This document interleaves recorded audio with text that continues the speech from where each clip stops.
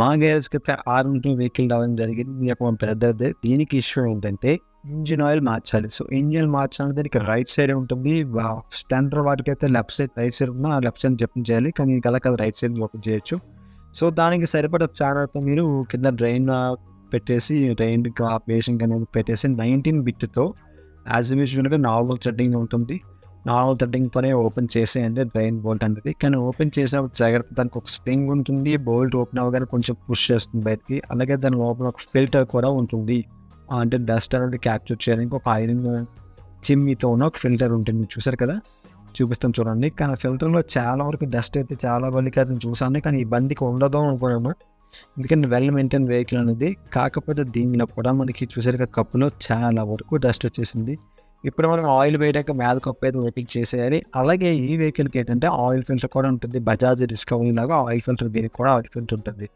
కానీ oil filter open చేసే ముందు ఇంజిన్లో ఆయిల్ అంతా బ్రేక్ చేద్దామని చెప్పేసి బండి ఎట్లా షేక్ చేస్తున్నాను. ఇంకా సెంటర్ స్టాండ్ అయితే లేదు మన దగ్గర. మిస్సింగ్ అయింది. ఇంకో స్టాండ్ అయితే ఆర్డర్ పెట్టి ఇంకా రాలేదు.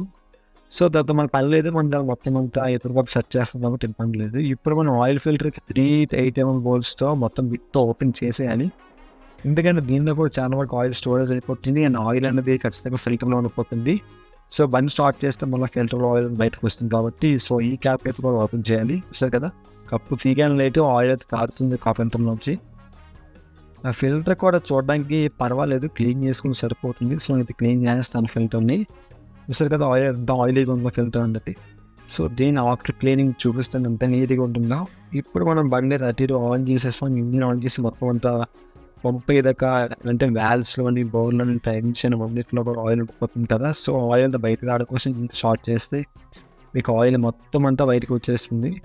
ఇప్పుడు చూసారు కదా, కింద డ్రైన్ బోల్ట్లో ఉన్న ఐరన్ పీసెస్ అనేవి నేను షాక్ అయినా. ఏమైనా ఇంజన్ ఇష్యూ మనకు కాదు, డస్ట్ అండి. సో ఏం బాగోలేదు. సో చూసారు కదా, ఏ రకం వల్ల మొత్తం అంతా ఏంటి క్లీన్ చేసేయాలి. క్లీన్ చేసుకుని యాజ్ ఇట్ ఈస్గా ఫిట్ చేయాలి కదా. సో ఇప్పుడు మనం ఏదైతే డ్రైన్ బోల్ట్ అలాగే కింద ఫిల్టర్, ఆయిల్ ఫిల్టర్ మొత్తం అన్నీ కూడా నీట్ అండ్ క్లీన్గా క్లీన్ చేసేసాం. క్లీన్ చేసేసిన తర్వాత ఇప్పుడు మనం యాజ్ ఇట్ ఈస్గా ఫిట్ చేసేసుకొని ఓకే. ఇప్పుడు డ్రైన్ బోల్ట్ ఫిట్ చేయడం వల్ల కొంచెం టైట్గా ఉంటుంది, ఎందుకంటే స్ప్రింగ్ బే యొక్క కుషన్ చాలా ఎక్కువ ఉంది. సో కొంచెం జాగ్రత్తగా ఫిట్ చేయండి, కంగారు పడకుండా. అంటే పడిపోతుంది ఒక్కోసారి, అయితే పడిపోతుంది, మళ్ళీ మట్టి అవుతుంది, క్లీన్ చేసుకోవాలి. ఆ ఇష్యూస్ గట్రా ఉంటే నాకే చాలా ఇబ్బంది పెట్టింది. దట్టు ఏంటంటే ఒక చేతులు కెమెరా స్టాండ్ అని చూస్తే ఆయిల్ ఫిల్టర్ కూడా క్లీన్ చేసేసి యాజ్ ఇట్ ఈస్గా ఫిట్ చేయాలి. ఆయిల్ ఫిల్టర్ ఫోన్ అనేది బయటకు ఉండాలి. అలాగే కప్పు కూడా ఫిట్ చేసి చూసుకుంటే 3 బోల్ట్స్ ఉంటాయి. ఒకటి పొడవు బోల్ట్, ఇంకో 2 కూడా పొట్టు బోల్ట్ అండి. సో 3 బోల్ట్స్ కూడా మీడియం టచ్ చేయండి, ఫుల్ టచ్ చేయకండి. ఎందుకంటే మీకు మీడియం టచ్ చేయాలి. ఫుల్ టచ్ చేస్తే మీకు ఏమైనా స్లిప్ అయితే ఆయిల్ అనేది 24/7 లీకేజ్ వస్తూనే ఉంటుంది. ఇంక హై స్పీడ్ ఇంజిన్కి ఖచ్చితంగా ఆయిల్ లీకేజ్ రాకూడదు. వస్తే మన ఆయిల్ డ్రైన్ అవుతుంది. తర్వాత చాలా ఇష్యూస్ ఉంటాయి. బోర్డ్ సీజ్ అవ్వడం, ఎక్సెప్ట్ ఇంజిన్ జోన్ మారడం చాలా అవుతాయి.